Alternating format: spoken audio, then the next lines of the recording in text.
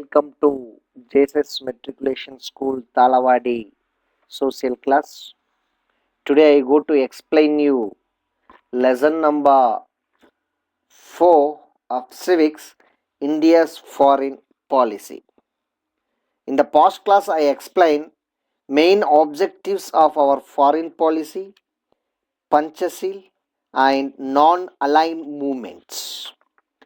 Today I go to explain you the SORC, means South Asian Association for Regional Cooperations.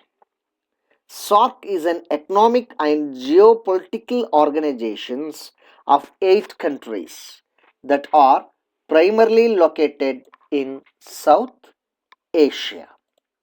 The SORC policies aim to promote welfare economics, collective self-reliance among the countries of South Asia and to accelerate socio-cultural development in the region.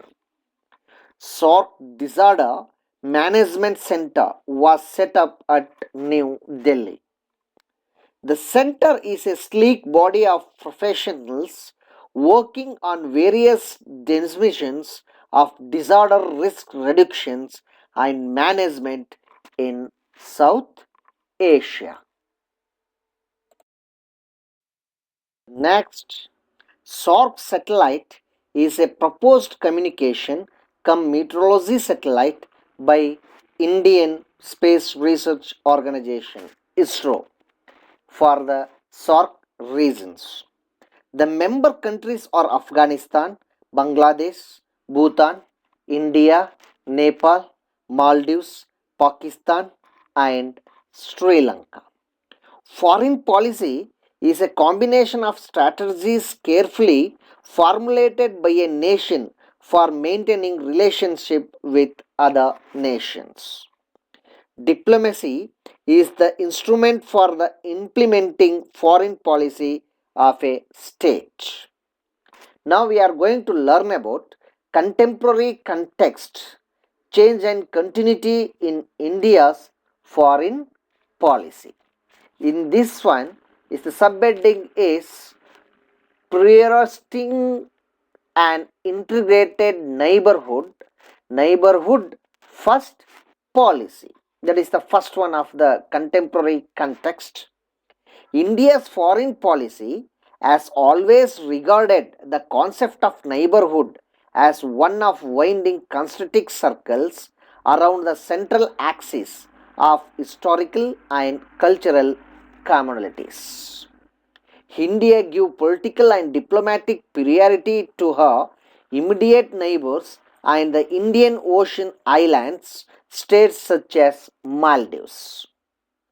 These certainly the neighbors in India's foreign policy stems for the clear understanding that a peaceful periphery is essential for India to achieve her multifarious development goals.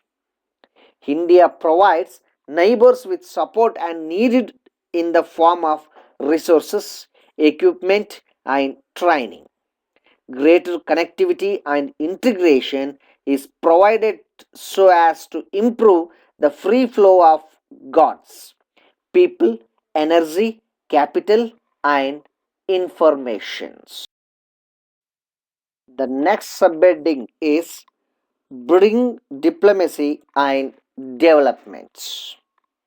One of the major objectives of India's foreign policy has been to leverage international partnership for India's domestic development.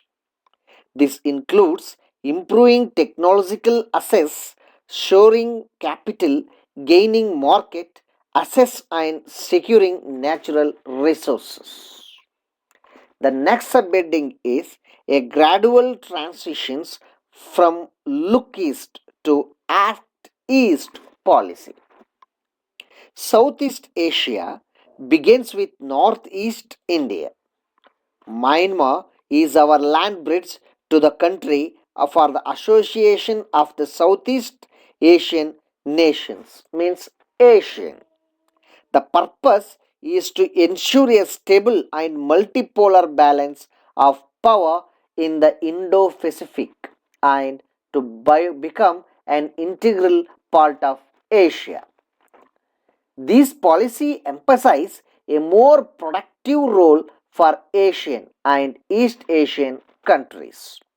These three big elements in our Eastern policy are stronger emphasis on physical connectivity, commercial and security related. Next is economic development. Currently, India's political moves are being influenced by economic imperatives. Many nations are moving to form better relationships with India. Accelerated, balanced, and inclusive economic development is India's primary goal. India achieves